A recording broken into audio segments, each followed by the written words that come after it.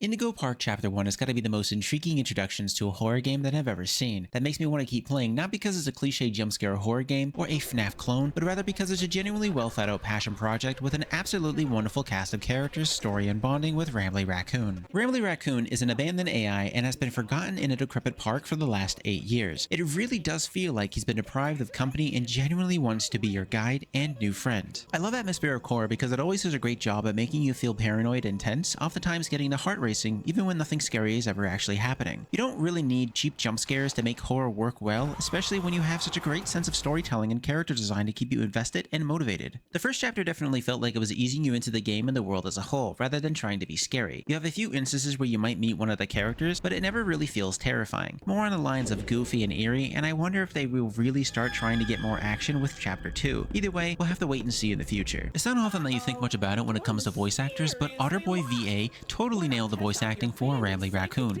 portraying a wide range of emotions in such a short amount of time that felt genuine and not misleading, with how he sounded desperate, lonely, and enthusiastic for a park that he has adored for many years, and a new friend to finally keep him company. Coupled with the cute visual effects and graphical flaws, he systematically reassures you and really sells the whole experience, providing a small respite from it all before throwing you back with words of encouragement and genuine worry. Gameplay-wise, it's a walking and running simulator in which you assist Rambly Raccoon in restoring the park to its former glory since he needs human verification to run modules in specific sections of the facilities that he doesn't have access to, but that's where you come in which he'll be solving puzzles and gathering data for audio logs and other odd tasks and mini-games while avoiding the excitings and chase scenes, which helps intensify the eeriness. I'm thinking that some additional features such as a restricted flashlight that could be charged at kiosks could help create a layer of control to make it scarier, but I'm really not all opposed to how the game is currently turning out and its more down-to-earth vibe. These aren't usually the games that I bother to sit down and play because I see them as usually games that are overhyped by strange and impressionable fan bases that end up blowing it way out of proportion to the point where I just don't understand what makes it fun. Rambly Raccoon's powerfully friendly, charming, and desperate mannerisms make this game more pleasant and relatable than it is scary. I honestly cannot wait to see what they do with the series of chapters over the next few years, and I honestly believe that they created a very strong connection between the player and the AI that builds a strong bond that makes the experience much more personalized and memorable, which is not something you see very often. Don't just take my word for it, you can check out Chapter 1 on Steam for free right now and see what I mean for yourself.